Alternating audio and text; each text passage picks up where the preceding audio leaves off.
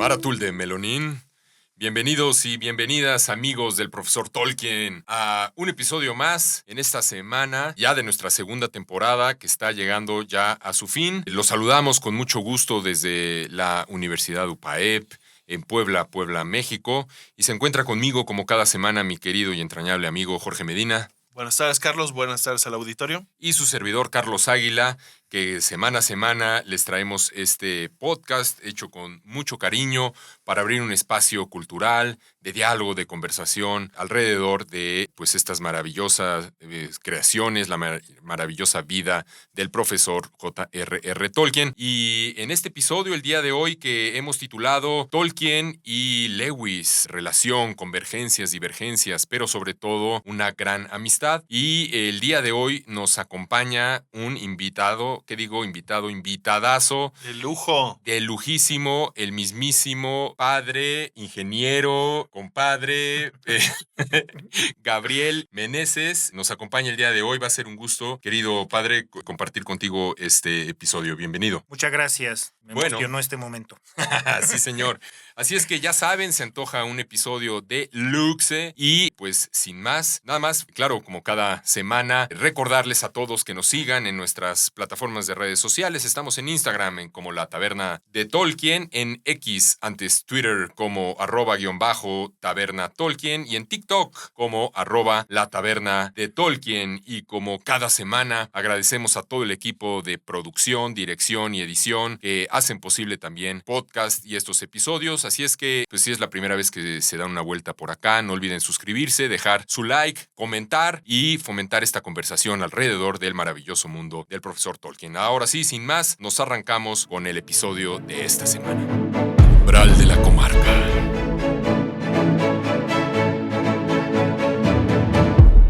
Y así arrancamos este episodio, un episodio que de verdad yo esperaba con mucho entusiasmo, sobre todo por el invitado que nos acompaña el día de hoy, el padre Gabriel, con quien además de una entrañable amistad que nos une, también muchos momentos, así como el título del episodio de hoy, de convergencias y divergencias, respecto a esta relación tan bonita del profesor Tolkien con el mismísimo C.S. Lewis, Clive Staples Lewis, quien posteriormente sus amigos más entrañables lo llamarían Jack, y ya al final, en el ocaso de su vida, él abrazaría ya ese apodo, ese nickname, y ya no querría, hubiera querido después llamarse de otra manera. Adopta totalmente el nickname de Jack, el apodo de Jack. Y pues bueno, como hemos visto en los episodios de esta temporada, quizá alguno otro de la temporada anterior, hablar del profesor Tolkien es hablar del gran valor de la amistad, marcado en la vida del profesor a lo largo de los diferentes momentos de su vida, siempre creando clubs, siempre creando grupos, siempre departiendo lo mismo, una agradable conversación con el club del té y sus amigos de la prepa y primeros años de universidad, o también quizá en alguna casa con un par de pintas de cerveza, igualmente departiendo y conversando sobre pues todos estos temas del mundo en aquel entonces.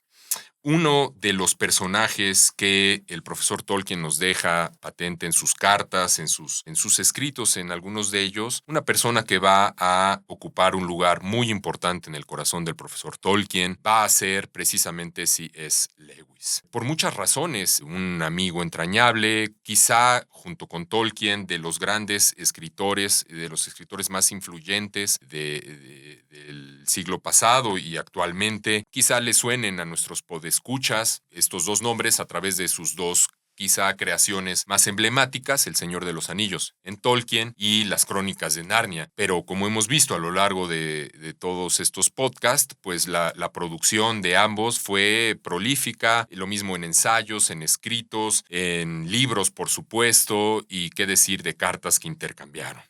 Yo imagino que la relación de estos dos grandes personajes debió haber sido a niveles muy, muy profundos para intercambiar y cuestionarse temas trascendentes de la vida. A tal grado que el profesor Tolkien llega a influir positivamente, llega a mover el corazón de Lewis para que se comenzara a cuestionar sobre la trascendencia de la vida y en algún momento pues convertirse del ateísmo al cristianismo. Así es que, pues bueno, el episodio del día de hoy estará viajando alrededor de esta relación. Insisto, convergencias y divergencias, porque ¿qué es de una buena amistad si no hay momentos donde se coinciden, pero también donde no necesariamente es así? Así será marcada también la relación entre el profesor Tolkien y Lewis, tanto sanas críticas en los aspectos narrativos literarios, pero también coincidencias en el sentido último de la vida humana de las personas. Esto será pues el episodio del día de hoy y pues si nos diera tiempo, por supuesto estaríamos platicando sobre más aspectos que ya quizá tienen que ver con estas dos obras emblemáticas, El Señor de los Anillos, las Crónicas de Narnia, y ver pues más o menos qué nos gustan de unas, qué nos gustan de otras. Y esto y mucho más que ya conocen ustedes al doctor Medina se le va a ir ocurriendo y nos va a ir compartiendo en esta extraordinario episodio. Así es que amigos y amigas de Tolkien, de esto va a ir nuestro episodio del día de hoy. El camino del anillo.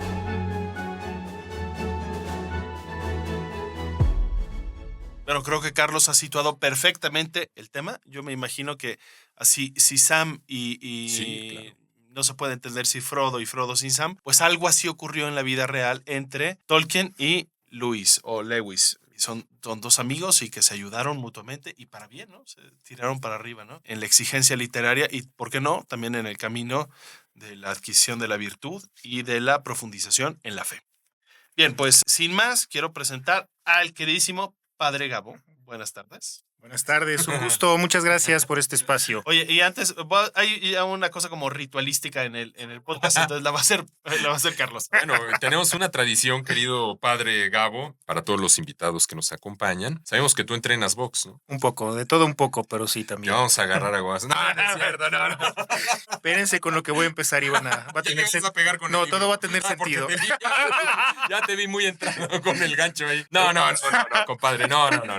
A ver, es que para nosotros que nos da tanto gusto recibir buenos amigos con quienes compartimos pues estos temas, pues les preguntamos cómo fue su acercamiento, su encuentro con el profesor Tolkien. Pero este episodio en particular pues está como que muy interesante porque abordaremos también la vida de Lewis. Entonces, pues si en una buena síntesis nos pudieras compartir, querido padre, cómo fue tu encuentro con estos dos autores y quizá un poquito más importante, ¿qué ha significado en tu vida leerlos, conocerlos y pues apreciarlos como hemos platicado que ha sido? No, pues muchas gracias. Mira, mi encuentro primero fue con Tolkien, justo cuando salió la película del Señor de los Anillos. Entiendo que fue primero. Recuerdo con los scouts nos reunimos para ver la primera en casa de un amigo, porque a la siguiente semana salía la segunda. Entonces, yo ni idea, oye, vamos a ver el Señor de los Anillos, pues vamos a verlo. Vimos la primera, la siguiente semana al cine a ver a la segunda y fue una experiencia grandiosa y pues de ahí a leer los libros, que fue una experiencia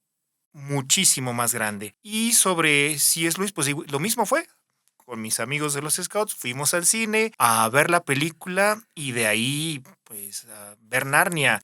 Conseguí los libros, me los leí en un mes. Son fabulosos. Me enojé cuando acabé el último libro porque dije, ya, se acabó, quiero más. Y entonces de ahí justo el padre Ríos me recomendó la trilogía cósmica de Ransom. Buenísima. También me la leí y de ahí empecé a ver más, Sorprendido por la Alegría, que es su autobiografía, Cartas del Diablo a su sobrino, el problema grandioso también, muy bueno, el problema del sufrimiento y pues por ahí tengo más, es una pena observada, lo tengo ahí que no lo he leído, pero no, para mí ambos autores han sido grandiosos, o sea, la obra de Tolkien así como unidad es inigualable y sobre todo me ha permitido comprender desde una visión cristiana el problema del mal. Reflexionar sobre el problema del mal ha sido una dulzura desde lo que te va dando el Señor de los Anillos. Y además me ha dejado con un signo de interrogación muy grande ¿quién es ese Tom Bombadil que el anillo le vale? Ah, bueno, pues puedes escuchar y ver el episodio, ya después te digo cuál, donde precisamente hablamos. Tratamos ese Ah, bueno, tema. de hecho, la próxima semana es nuestro último episodio de esta segunda temporada. Se los adelanto de una vez, el título es precisamente Personajes secundarios, pero no tan secundarios. Uno de ellos, Tom Bombadil. Bueno, miren, ya sirvió de promo. Sí. No, y de C.S. Lewis, la verdad, esa versatilidad. Me recuerda mucho a un padre que tuvo un director espiritual muy bueno, el padre Mario González Simancas. Tiene una capacidad de hablar con grandes teólogos y filósofos, pero también escribía para niños. Escribió libros del barco de vapor. O sea, tiene esa versatilidad. Y así vio a Luis. C.S. Lewis puede hablar con niños, pero te puede hablar de cuestiones filosóficas y teológicas muy profundas. Oye, a ver, ya te adelantaste entonces a la primera pregunta. Yo quería decir, digamos, ¿qué ventajas competitivas veías en estos autores? Tú puedes contestar más Tolkien, más Lewis, según te tienes de confianza. Pero ¿qué ventajas competitivas ves en ellos que debemos imitar en cierta manera los que nos dedicamos a algo formativo, educación, a letras, etcétera? Mira, de Tolkien yo encuentro algo grandioso y de hecho lo voy a plantear al final. El uso de la mitología como una forma de acercarse a la verdad, como un gran recurso didáctico. Él, yo creo que lo que los unió mucho también fue ese amor a la mitología, ese andar traduciendo, leyendo, criticándose, porque Tolkien le criticaba a Luis, muchos. sí es Luis, que mezclara mitologías, cosa que para él era una herejía mitológica, casi casi. Sí, bueno, es que el profesor era de una sola pieza. Puritano. ¿Cómo le iban a mezclar un fauno griego Sí, claro. con la alegoría de Aslan? Efectivamente, y entonces el generar algo tan grande, hacer una mitología para mostrarnos verdades más profundas que quizás en una primera reflexión no son tan accesibles, pero tomar un recurso que te atrapa y atrapándote te abre la reflexión, a mí me parece que eso es es grandioso. Perfecto. Grandioso. De C.S. Lewis, esa sencillez. O sea, una reflexión que yo saco de Narnia, que me parece que es la conclusión de todo, aunque no lo dice al último, es cuando los niños le preguntan, si no mal recuerdo, Susan y Peter, que ¿a qué nos trajiste? Cuando ya no van a regresar, ¿a qué nos trajiste? Dice, yo existo en su mundo. Los traje aquí a conocerme para que me dé a conocer en su mundo. O sea, como de manera muy sencilla muestra los principios cristianos para que los niños lo comprendan y lo puedan vivir. Por otro lado, por ejemplo, la forma de la acción del demonio, planteado de manera cómica en Cartas de Diablo y Sobrino, o sea, teje muy fino. Es un tratado de psicología. Exactamente. Teje muy fino, y eso me parece grandioso. Y finalmente, pues esas reflexiones profundas de C.S. Lewis que si te ponen a darle vueltas a los temas que habla para profundizarlos. Carlos, y yo quisiera hacerte a ti una pregunta a modo de planteo que me interesaría porque varios lectores caen en esto. A ver, para ti es Tolkien o Lewis o Tolkien y Lewis. No, yo creo que sería injusto compararlos. O sea, creo que compiten en arenas diferentes. Eso. Y yo creo que eso es lo bonito de la amistad que llegan a tener. Mencionábamos en el episodio anterior que esto podía ser un Celebrity Deathmatch, pero no es necesariamente así. Compiten en arenas diferentes.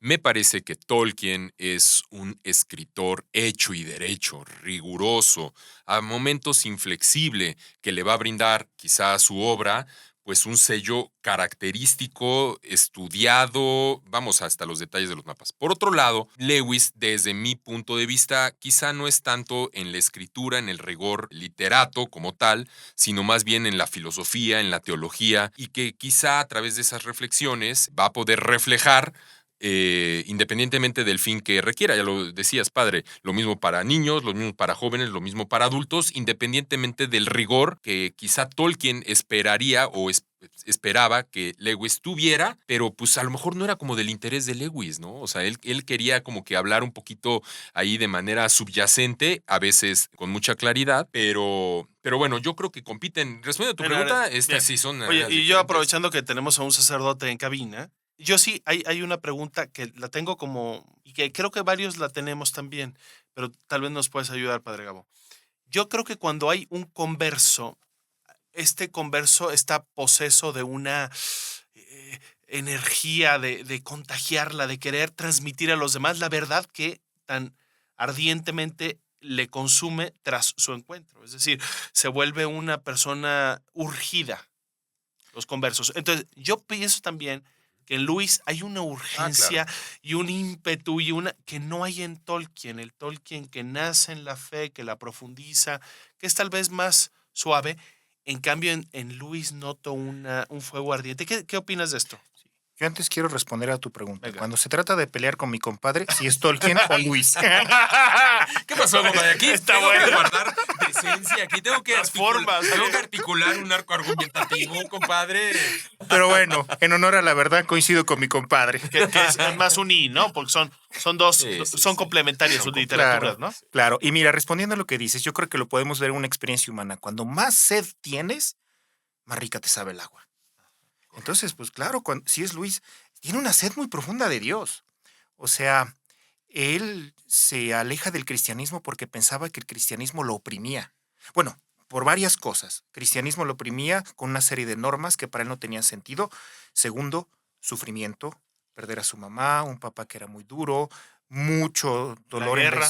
la guerra que sí también, aunque a él le dolió más el bullying en la escuela, Ok. que le pidió a su papá que lo sacara. El Dice, bullying, la muerte de la madre. y una guerra, o sea, una vida. Efectivamente, y que tuvo un profesor, digamos, un tutor con el que vivió después de que lo sacaron de la escuela, que era ateo, aunque no lo incitó mucho al ateísmo, ese rigor racional y las lecturas que le daba, pues sí, lo llevaron a darse cuenta de que él, desde su perspectiva, el cristianismo no tenía sentido, la Biblia no era una obra literaria buena y se alejó. Él decía cuando era ateo, dice, a veces me daban ganas de que Dios existiera solo para tener a quien reclamarle cuando me iba mal. Pero en ese reencuentro con Dios, encuentra el cristianismo como camino de libertad. Entonces, de alguna forma, goza ese cristianismo, porque justo su autobiografía, sorprendido por la alegría. Yo quería ser feliz y la felicidad me escapaba, y cuando de verdad encontré a Cristo, la felicidad me sorprendió, porque aprendí el amor primero. Entonces, efectivamente, al haber carecido, tenerlo de nuevo y llenarse esa sed, pues claro que lo hizo amarlo y quererlo compartir. Yo noto ese motor detrás de su literatura, una literatura brillante, por cierto, brillante, ¿eh? Sí, sí. A ver, Cartas del Diablo a su sobrino. A mí me parece un tratado brillante de cómo estamos acostumbrados los humanos a ver la tentación desde nuestro lado. Es decir, yo soy tentado por el demonio, pero ahora vamos a jugar a que el demonio es el que tienta. Entonces, saben que es un demonio viejito y malvado que le da consejos a su sobrino de cómo tentar. Entonces, creo que también lo que hace Luis es, en cierta manera, radiografiar su propia existencia. Es decir, cómo él fue seducido y tentado para el mal, para la frivolidad o para distintos vicios, y cómo en el fondo viene de una no sé, algo así como San Agustín, unas confesiones, autoanálisis de cómo él fue su historia de caída y después cómo la revela con sinceridad y jocosidad, ¿no? También, y un cierto humor inglés, ¿no? Bueno, irlandés del norte, él es de Correcto, Belfast, ¿no? correcto. Pero bueno. Oye, y yo quisiera terminar esta sección con una pregunta a los dos, a ver si puede, si da lugar a algo, ¿no? Venga, venga. Para ustedes, ¿cuál es la propuesta? Quiero centrarme en Narnia, por cierto, para los lectores. ¿Cuál es la idea central, al menos de su gran éxito editorial, que fue El ropero, la bruja y el león, ¿no? ¿Cuál es el centro fundamental de ese texto? La noticia, la tesis fundamental que quiere transmitir. Para mí, pues, el amor tan grande que hay en el sacrificio. Justo lo dice Aslan, hay una fuerza, hay una magia más grande, que es la del amor, que se entrega, que se sacrifica, y es lo que digo, que mi compadre siempre dice, no, es que eso es muy evidente, como lo plantea. Y efectivamente, yo creo que en el sacrificio de Aslan muestra, pues eso, lo grande del sacrificio de Y Cristo. para en ti, el amor. la historia de Edmund es la historia de cada ser humano. Es decir, el lector que lee su personaje con el que se identifica no es Lucy, es Edmund mismo. Sí, Edmund es un personaje grandioso, o sea, somos nosotros que caemos, que fallamos, que somos Ajá. perdonados, e incluso hasta tiene ahí un vestigio del sacramento de la reconciliación. Eso me lo decía el padre Mario González, que nuestras direcciones espirituales duraban 2 horas. Una de hablar de autores ingleses y otra, y justo también mucho mi Y amor otra a ellos fue por el realmente- padre Mario González. Ok. Y decía, porque dice, después de que Aslan habla con Edmund, dice, lo que hablaron nadie lo sabe y nadie nunca lo sabrá. Entonces, de alguna forma dice, hace una alusión al secreto de confesión, porque dice, en este momento ya, todo ha quedado perdonado. Carlos. Yo Yo creo que Narnia, un poco construyendo sobre lo que decía aquí nuestro querido padre, Gabo, es la simpleza de encontrar a Dios y cómo Dios, antes de que uno siquiera comience a movilizarse para encontrarlo, es Él el que primerea, ¿no? El que da el primer Ujú. paso. Y yo creo que ese es el hilo conductor. O sea, será quizá para Tolkien, Eru Ilúvatar, que siempre está presente, ¿no? Y que no deja solos a las razas de la Tierra Media. En Narnia, pues será pues Aslan. Y lo encontramos a lo largo de todos los diálogos con los chicos estos o con el primo, con todos, y siempre está ahí soslayado ¿y por qué no me buscaste? Yo aquí estaba, yo te estuve viendo, yo te he seguido y tal. No, pues es que, ¿qué hubieran dicho de mí? No, pues es que me hubieran criticado, pero ¿eso te impidió acercarte a mí? Entonces yo creo que Narnia para Lewis es este sentido de urgencia, de comunicar la buena noticia, pues aquel que descubre un tesoro, pues que no va y compra el terreno, ¿no? Yo creo que es este Lewis totalmente converso, inflamado en su corazón, que necesita gritarle al mundo que ha encontrado la buena noticia, y Narnia lo refleja completamente. ¡Vámonos! Con esto terminamos la sección. El consejo de Elrond. ¿Qué tal? Si te fijas, compadre, cada bloque nos vamos acercando al monte del destino. Entonces ahorita estamos en el concilio de Elrond. O sea, seguimos platicando, seguimos departiendo sobre todas estas ideas. A mí, algo que me ha llamado siempre poderosamente la atención es como Tolkien, al final es Dios nuestro Señor, que toca el corazón de Lewis, le hace bajar la guardia para que entonces se convierta. Pero parte del vehículo, pues es Tolkien. ¿Qué nivel de amistad, de profundización del encuentro y el conocimiento mutuo tuvo que haberse dado para que efectivamente Lewis expresara esta necesidad de ir al encuentro y volverse al cristianismo? ¿Tú cómo lo ves? Mira, a mí me encanta cómo surge esta amistad porque muestra una amistad humana normal. Cómo Dios se vale de las amistades humanas normales. Y justo acabamos de poner el ejemplo al principio que preguntaban del box y que nos íbamos a agarrar a golpes. Yo quiero Bueno, leer literalmente nos agarramos a golpes en el box, ¿verdad, compadre? Eso es muy cierto, no lo dudo. Pero miren, yo quiero leerles lo que Venga. dice Luis A ver. del primer encuentro con Tolkien. Ok. Durante el té se habló acerca de la huelga general, pero no se dijo gran cosa porque Oxford apenas se veía afectada por ella. Luego se conversó acerca de algunas actividades que involucraban las listas de conferencias. Después, señaló Luis en su diario, Tolkien logró centrar el tema en el examen preliminar de inglés. Conversamos después de eso. Es un joven pálido, pequeño y moderado, que no puede leer a Spencer debido a las formas, que cree que la lengua es lo más importante de la escuela, que piensa que la literatura se escribe para divertimento de los hombres entre los 30 y los 40, por lo tanto nosotros ya no contamos, y que siente repugnancia por los estudios liberales. Los aspectos técnicos están más en su línea. Sin embargo, no hay maldad en él, solo necesita que le den un par de bofetadas. Es una amistad normal, que se va profundizando, que va cada vez creciendo. Y justo cuando leía, preparando para este momento, que agradezco porque me permitió profundizar un poquito más, a ver, C.S. Lewis era un intelectual muy profundo. O sea, era un hombre que buscaba un rigor, cosa que era bueno. Él quería buscar la verdad y que hubiera rigor. De hecho, también una carta que le escribe a un amigo suyo cuando le habla a su amigo acerca del cristianismo y le dice, o sea, ¿tú todavía crees en esas cosas? Como en esos cuentos, es cuando empieza ya a mostrar su ateísmo. Tenía unos 16, 17 años. Dice, no, yo voy por una postura más racional. El cristianismo no tiene ningún rigor, no es una buena obra literaria. Entonces, a ver, ciertamente lo que sufrió, pues sí lo llevó a alejarse un tanto de Dios, pero también ese rigor intelectual. Entonces, a ver, voy a decirlo de esta forma, C.S. Lewis tenía un caparazón intelectual muy duro y no se iba a poder penetrar en ese caparazón, voy a decirlo así, perdón, no cualquiera podría ingresar en ese caparazón. Y yo creo que se necesitaban dos cosas, a ver, porque los dos elementos que lo habían alejado de Dios eran el sufrimiento humano y ese rigor intelectual, que humanamente no era malo. ¿Qué necesitaba? Ese elemento de amistad que pudiera tocar ese corazón que ustedes dicen, en el cual pues encontrar el amor de Dios por medio del amor de la amistad. Y yo pensaría que por eso C.S. Lewis en el libro de los 4 amores plantea la amistad como una forma de amor. Sí, sí. No dudaría que plasma esa amistad que tiene con Tolkien, pero también necesitaba un rigor intelectual que lo convenciera. Y más adelante vamos a ver un poquito de este proceso. Entonces, tanto el mismo Luis lo acepta, que leer El hombre eterno de Chesterton lo ayudó a encontrar un cristianismo con verdadero sentido.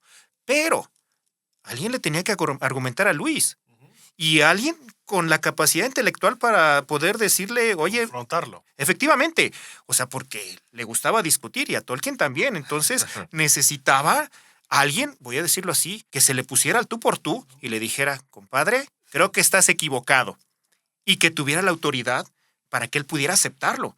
Entonces yo creo que eso fue esos dos elementos, el amor de la amistad y la capacidad intelectual de Tolkien, quien lo ayudó a moverlo. Pero también que Tolkien se viera beneficiado por él en cuanto al crecimiento que el mismo Tolkien tuvo por sus críticas. Yo diría, Tolkien no sería quien fue sin la amistad con Luis, y Luis no sería quien fue sin la amistad con Tolkien. Quizá no hubiera habido Narnia sin Tolkien. Venga. Ni El Señor de los Eso Anillos sí, sin Luis. Eso sí. Bueno, publicado. No. Tienes toda la razón. Porque, No, pero sí. Porque Fue mejor las Luis primeras lecturas que le se hizo, va a ¿sí? volver un gran pseudoeditor, Claro, crítico. revisor, primer revisor. claro. Lo dejan en El Señor manifiesto de en los las Anillos. cartas el profesor Tolkien, escritos y manuscritos que le pasaba a revisar Tal a cual. Jack y valorar su opinión. verdad. Y entonces, pues vuelve a surgir el valor de la amistad y de la comunidad. Querido Jorge, en continuación a conversaciones que hemos tenido, vemos aquí a un grupo de personas con un sello característico, una generación de grandes personajes marcados por los signos de los tiempos de aquella época. La Gran Guerra, la Segunda Guerra Mundial. ¿Cuál es tu opinión respecto a estos sellos? ¿Cómo fueron forjadas las personalidades de estos grandes personajes? Lewis, Tolkien, Chesterton y demás integrantes de los Inklings, este grupo de amigos que va a marcar la pauta del pensamiento a finales del siglo pasado. Estos rasgos distintivos de la generación, lo que les tocó vivir, quizás los forjó de una manera muy particular y que lo podemos palpar a través de sus escritos. ¿Tú qué opinas? A ver, lo que has dicho lo suscribo totalmente. La guerra forjó cierto temple en estos escritores. Bueno, y retomo dos cosas. Una, ya salió Chesterton. Chesterton es el abuelito de todos ellos. De cierta manera, yo creo que Chesterton lo que hace, y espero decirlo bien, si no, aquí tenemos un sacerdote, nos va a meter freno de mano si decimos una cosa bárbara. Pero la fe para ellos es un auténtico tesoro. Descubrieron un tesoro. Y cuando tú sabes que lo que descubres es un tesoro y no una bagatela, lo defiendes con capa y espada, porque aquello es precioso. Si alguien ha dado la vida por eso y alguien lo mancilla, pues lo defiende con todo, intelectualmente, con creatividad. Entonces vemos una apologética brava, creativa, firme, segura, inteligente. En todos ellos, a su estilo y a su modo. Y creo que en cierta manera esto lo aprenden un poco de Hilaire Belloc, pero también de Chesterton sobre. Y la otra es, no sé cómo decirlo. Yo creo que, para ser más claro, hay un temple forjado en todos ellos por la dificultad. En cierta manera, están en un ambiente hostil. La primera mitad del siglo XX viene bebiendo del ateísmo contemporáneo que se forjó en la segunda mitad del siglo XIX. Entonces, cuando llegan, digamos, ya habían pasado Marx, Feuerbach, ya había un ambiente de ateísmo en las élites intelectuales. Entonces, ser creyente en cierta manera era mal visto. Y en vez de amedrentarse y amilanarse y acobardarse, lo que hicieron es dar una defensa de altísimos vuelos a nivel de los mejores vuelos, porque de ese tamaño era la embestida. Entonces, a mí me parece que se forjaron también, si tú me dijeras, en la Primera y en la Segunda Guerra Mundial, por supuesto, eso templó el carácter de ellos, pero también se forjaron en una lucha o batalla intelectual que se daba en los ámbitos intelectuales más grandes de las universidades más grandes del mundo, porque el ateísmo tenía sus campeones y no eran pequeños. Okay. Y yo creo que ellos se asumieron en su rol de una intelectualidad católica que debía dar la talla. No, hombre. Y bueno, los retos a los que nuestras generaciones, las generaciones de chavos de jóvenes del día de hoy, pues los retos a los que se enfrentan, si bien no a nivel de guerras mundiales, pues tampoco son menores, lo cual puede resultar un sentimiento esperanzador pensar que por ahí se están formando, se están forjando, pues los nuevos Tolkien, los nuevos Lewis y todas estas personas que quizá urge que comiencen a hacer cosas, que comencemos a hacer cosas para hablarle a las nuevas generaciones, pues quizá de lo que estos grandes escritores le hablaron a su generación y continúan hablándole a través de los tiempos. ¿Tú qué opinas, padre? Mira, justo esto que dices, a ver, yo veo dos cosas muy valiosas. Primero, cómo el genio de estos hombres da una lucha, sí una lucha, pero no cortándole la cabeza al enemigo, sino buscando cómo convencer de manera adecuada al enemigo, dando razones. Y yo creo que esto es algo que se necesita mucho, y justo aquí en el mundo universitario, cómo darle a los jóvenes razones para creer. O sea, que se den cuenta que creer es razonable. Efectivamente. Y ahora que dices también sobre el que se van forjando, justo uno de mis hijos espirituales me decía, padre, es que tengo un amigo que lo quiero mucho, nos queremos mucho, pero es ateo. Y, a ver, padre, ¿conviene que sigamos siendo amigos? Claro que conviene. Pues, aquí ya le pones este episodio. Y justo le dije, acuérdate de Tolkien y Lewis. Imagínate que Tolkien hubiera dicho, no, como es ateo ya no va a ser mi amigo. Sí. Qué terrible hubiera sido. Nunca hubiera un Narnia. Ahora Mire, sí. justo este momento es épico, porque yo quiero decir lo que mi compadre y yo tenemos largas horas. Te has guardado Sí, tanto tiempo. para largas decirlo. horas de discusión con buen café sobre Tolkien y Sí, Lewis. sí. Y yo siempre le decía que tenía al Señor de los Anillos gracias a Luis. Y justo hoy me hizo que yo mismo aceptara Sí, señor. la inversa. Mi compadre se va a ir muy Todo feliz. es parte de un plan. Todo lo planearon. Pero bueno, yo lo acepto porque, aunque soy amigo de Dentro de los Platón, mundos soy más amigo de la verdad. Sí, Sí, exacto. Dentro de los no. mundos posibles del legendario estaba. Exacto. implícito Esto ya estaba. Narnia. Erwin Lúvatar ya lo había escrito. Oigan, y ya para cerrar este bloque, quizá en un nivel mucho más aterrizado de esta extraordinaria plática, ambos se criticaban mutuamente. Querido George, ¿qué crítica tú le harías en cualquiera de los niveles, narrativo, literato, filosófico, le podrías hacer a Lewis y quizá también pues al profesor Tolkien? Tú Bueno, una u otra. a mí una que Muy me gusta pragmático. mucho, que se la hizo Tolkien y yo la suscribo, contra Lewis, es la alegoría. Es decir, me parece que hay un abuso, permítemelo decirlo, de una calca, digamos, de la narración evangélica, cambiando personajes, cambiando unos por otros, donde al final le queda casi tal cual, si me permites. Traslada de manera muy obvia, muy catequética. Eso no quito la intención, ¿eh? Pero muy obvia, literariamente, las problemáticas tal, ¿no? Es el león de Judea que da la vida matada por el demonio que que era la ley, que Ya mejor, que el que pecó pagara con su vida, pero que él iba a ser de redentor para que él muriera en vez del otro para ser salvado. Híjole, me parece, digamos, demasiado calca. Pero no por ello, y hay que decirlo, aquí fue un éxito editorial. Es decir, Sí. no por ello carece de valor su literatura y me parece una cosa, bueno, hay cartas que recibe Luis de gente convertida por leer el primer cuento de Narnia de Estados Unidos. Sí, Es decir, claro, sí. a ver, tampoco el tema es menor. Yo creo que es una literatura extraordinaria. Yo la he leído con mis hijos. Yo compré un tomo, un tomo de hojas bonitas ilustradas de todos las crónicas, muy bonito. He visto las películas, me parece extraordinario. No, ni un paso atrás en la crítica. Solo si me dijes una, pues es el abuso de la una alegoría. crítica, Ya, sí. ya la eché. Y ahora, mi querido padre, a Tolkien, ¿qué le criticas tú al profesor Tolkien y a su obra? Miren, Tolkien sí me hizo enojar y me causó muchos dolores de cabeza.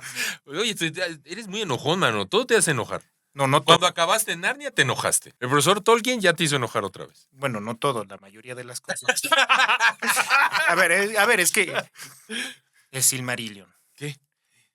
me hizo bolas. Es nuestra favorita. No lo dudo, pero se hace bolas uno. No, bueno, uno.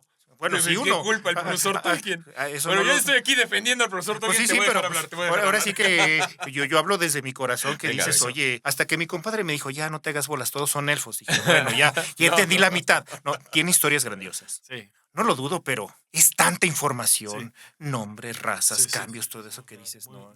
Esto necesitas mucha paciencia y mucho estar. Y además también lo que me enojaba, quizás no es culpa de Tolkien, que te olvidabas quién era el personaje, te ibas al final, leías quién era el personaje y te lo espoleaba. Sí, fulano de tal que se mueren. Ya se murió. Murió al Sí, final. sí. No, yo digo a veces, en ese buscar ser muy riguroso, muy profundo, a veces puede ser muy complejo. Digo, eso a la vez es muy grandioso, pero pues también sí, hay ciertos textos que dices, que necesitas leerlos muchas veces y con más calma. Oye, ¿y a Lewis? A Lewis. Justo tenía una crítica en la cabeza y se me acaba de olvidar. Yo creo que eso también fue providente, pero a ver, no, sí, ya me acordé. Y justo es el mismo reclamo que le hizo Tolkien, que si escribía tanto como católico, ¿por qué al final nos hizo católico? Pero bueno, pudo más la religión de sus padres. Un amigo decía, bueno, escribe como católico, pues es muy valorable, pero sí, pues le faltó. Sí, también coincido que... Sin duda. Sin duda, yo en lo personal, ya lo hemos platicado muchas veces, yo creo que si uno se queda nada más con Narnia, con las crónicas de Narnia, quizá podría parecer un enfoque muy simplista, ¿no? Muy ligero de leer, lo cual puede ser bueno o puede ser aburridón a veces, a momentos. Y yo creo que eso es lo que... Yo no he podido terminar la saga de leer de los libros de Narnia precisamente por eso. Ya yo me siento... Llegas al tercero y dices, ya Ya, sé todo. por amor de Dios, o sea, ya, o sea, y a lo mejor porque siempre me ha gustado más y he tratado de encontrar mucho más en ese escudriñar todo el bagaje del legendarium del profesor. Pero como sea, pues 2 extraordinarias obras, íconos del siglo pasado y actualmente, que siguen marcando cada vez a más y a más generaciones, y pues fruto ambas, ¿por qué no decirlo así?, de una gran amistad, una gran relación entre estos 2 personajes marcados por los signos de sus tiempos y que hoy nos dejan una gran herencia. Y para terminar ya este tercer bloque, yo nada más quisiera retomar un párrafo muy pequeño de la Carta 276, escrita en 1963, a propósito del fallecimiento de Lewis, y que bueno, uno se pregunta ¿qué habrá significado esto para el profesor Tolkien, quien incluso no pudo asistir al funeral de su amigo? Le escribe a su hija Priscila una gran carta muy sentida de lo que significó para él su amistad con Lewis, y al final la cierra diciendo, con la muerte de Jack he perdido no solo a un querido amigo, sino a la persona con la que he compartido tanto y que ha sido una gran parte de mi vida durante más de 30 años. Me siento como si una gran parte de mi mundo se hubiera desmoronado. O sea, se pone la piel chinita, quizá preguntarnos en qué momento pudiéramos expresar algo así de uno de nuestros amigos. Yo creo que de muchos, y eso es un amigo en la vida de las personas, un vehículo de conversión, un crítico, un editor, una caja de resonancia de ideas, y yo creo que eso en gran parte fue la relación del profesor Tolkien con su querido amigo Jack Lewis. Pues vámonos al cierre del episodio del día de hoy. El sendero hacia Mordor.